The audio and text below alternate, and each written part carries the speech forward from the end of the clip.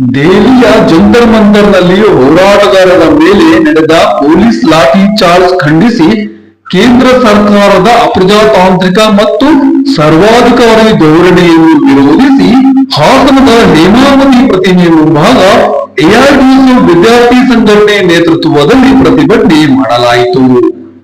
ಪ್ರತಿಭಟನೆಯನ್ನು ಉದ್ದೇಶಿಸಿ ಎಐಡಿಎಸ್ಒ ಕಾರ್ಯದರ್ಶಿ ಸುಮಾರ್ ಅವರು ಮಾತನಾಡಿ, ನೀಟ್ ಪರೀಕ್ಷೆಯಲ್ಲಾದ ಅಕ್ರಮವನ್ನು ಖಂಡಿಸಿ ಸಂಸತ್ ಚಲೋ ಭಾಗವಾಗಿ ಸಂಸತ್ತಿನತ್ತ ತೆರಳುತ್ತಿದ್ದ ಜಂತರ್ ಮಂತರ್ನ ಪ್ರತಿಭಟನಾಕಾರರ ಮೇಲೆ ಪೊಲೀಸರು ನಡೆಸಿರುವ ಲಾಠಿ ಚಾರ್ಜ್ ಅನ್ನು ಅತ್ಯಂತ ತೀವ್ರ ಧ್ವನಿಯಲ್ಲಿ ಎಐಡಿಎಸ್ಒ ಖಂಡಿಸುತ್ತದೆ. ಧರ್ಮೇಂದ್ರ ಪ್ರಧಾನ್ ಅವರ ರಾಜೀನಾಮೆಯನ್ನು ಒತ್ತಾಯಿಸಿ ವಿದ್ಯಾರ್ಥಿಗಳು ಮತ್ತು ಯುವಕರು ಸೇರಿದರು.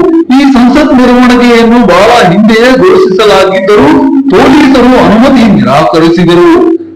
ಪ್ರಜಾಪ್ರಭುತ್ವದ ಸಮಾಜದಲ್ಲಿ ಪ್ರತಿಭಟನೆ ಮಾಡುವುದು ಮೂಲಭೂತ ಹಕ್ಕು. ಪ್ರತಿಭಟನಾಕಾರರ ಮೇಲಿನ ಪೊಲೀಸ್ ಕ್ರಮವು ಅಪ್ರಜಾತಾಂತ್ರಿಕ ಮಾತ್ರವಲ್ಲದೆ ಪ್ರಜಾಸತ್ತಾತ್ಮಕ ದೇಶದ ಆಶಯಗಳಿಗೆ ವಿರುದ್ಧವಾಗಿದೆ. ಪೊಲೀಸ್ ಕ್ರಮ ಮತ್ತು ಕೇಂದ್ರ ಸರ್ಕಾರದ ಧೋರಣೆಯನ್ನು ವಿರೋಧಿಸಿ ಧ್ವನಿ ಎತ್ತುವಂತೆ ಎಐಡಿಎಸ್ಒ ದೇಶದ ಸಮಗ್ರ ವಿದ್ಯಾರ್ಥಿ ಸಮುದಾಯಕ್ಕೆ ಮನವಿ ಮಾಡಿದೆ. ಹೇಮಾವತಿ ಸ್ಟ್ಯಾಚ್ಯೂ ಮುಂದೆ ವಿದ್ಯಾರ್ಥಿಗಳು ಪ್ರತಿಭಟನೆಗೆ ಕೂತಿದ್ದೀವಿ. ಸ್ನೇಹಿತರೆ, ನಿಮ್ಗೆಲ್ರಿಗೂ ಗೊತ್ತು, ನಿನ್ನೆ ದೆಹಲಿಯಲ್ಲಿ ಏನು ಪಾರ್ಲಿಮೆಂಟ್ ಚಲೋ ನಡೀತು, ಅದರಲ್ಲಿ ಭಾಗವಹಿಸಿದಂತ ಯುವ ಜನರಿಗೆ ವಿದ್ಯಾರ್ಥಿಗಳ ಮೇಲೆ ಲಾಠಿ ಚಾರ್ಜ್ ನಡೆದಿದೆ, ಏನು ಟಿಯರ್ ಗ್ಯಾಸ್ ಪ್ರಯೋಗ ಮಾಡಿದ್ದಾರೆ. ಇದನ್ನ ಎಐಡಿಎಸ್ಒ ವಿದ್ಯಾರ್ಥಿ ಸಂಘಟನೆ ಅತ್ಯುಗ್ರವಾಗಿ ಖಂಡಿಸುತ್ತೆ. ಸ್ನೇಹಿತರೆ, ಇಲ್ಲಿ ನಾವು ಕೇಳ್ತಾ ಇರೋದು 23 ಲಕ್ಷ ವಿದ್ಯಾರ್ಥಿಗಳು ನೀಟ್ ಎಕ್ಸಾಮ್ ನ ಬರ್ತಿದ್ದಾರೆ. ಪೇಪರ್ ಲೀಕ್ ಆಗಿದೆ. ಇದನ್ನ ನಡೆಸಿದಂತ ನ್ಯಾಷನಲ್ ಟೆಸ್ಟಿಂಗ್ ಏಜೆನ್ಸಿ NTA ನಡೆಸಿರೋ 100 ಪೇಪರ್ಗಳು ಕಳೆದ 10 ವರ್ಷಗಳಿಂದ ಲೀಕ್ ಆಗಿದ್ದಾವೆ. ಈ ಒಂದು ಎಕ್ಸಾಮ್ ನ ಕಂಡಕ್ಟ್ ಮಾಡೋದಕ್ಕೆ NTA ಲಾಯಕ್ಕಿಲ್ಲ. ಅದು ಇವತ್ತು ರದ್ದು ಮಾಡಬೇಕು NTA ನ. ಈಗ ಏನು 20ಕ್ಕೂ ಹೆಚ್ಚು ವಿದ್ಯಾರ್ಥಿಗಳು ಪ್ರಾಣ ಕಳ್ಕೊಂಡಿದ್ದಾರೆ, ಸೂಸೈಡ್ ಮಾಡ್ಕೊಂಡಿದ್ದಾರೆ.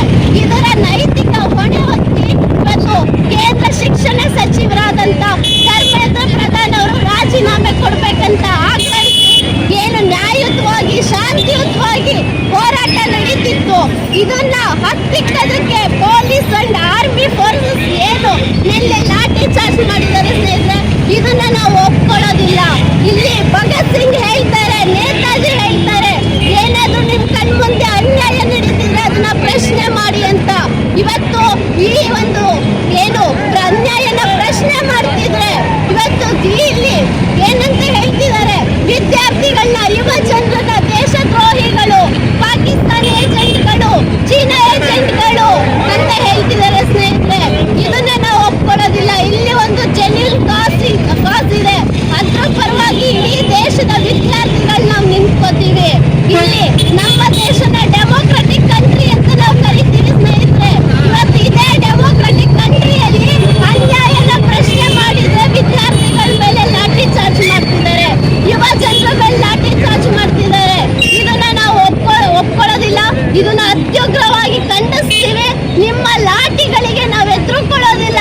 ಇನ್ನು ಸಾವಿರ ಸಂಖ್ಯೆಯಲ್ಲಿ ಇಡೀ ದೇಶದ ಎಲ್ಲ ಮೂಲೆಗಳಿಂದಲೂ ವಿದ್ಯಾರ್ಥಿಗಳು ಈ ಅನ್ಯಾಯವನ್ನು ಪ್ರತಿಭಟಿಸ್ತೀವಿ ಅಂತ ಹೇಳೋದಕ್ಕೆ ಇಷ್ಟಪಡ್ತೀವಿ. ಸ್ನೇಹಿತರೆ, ಎಐಡಿಎಸ್ಒ ಜಿಲ್ಲಾ ಕಾರ್ಯದರ್ಶಿ ಸುಷ್ಮಾ.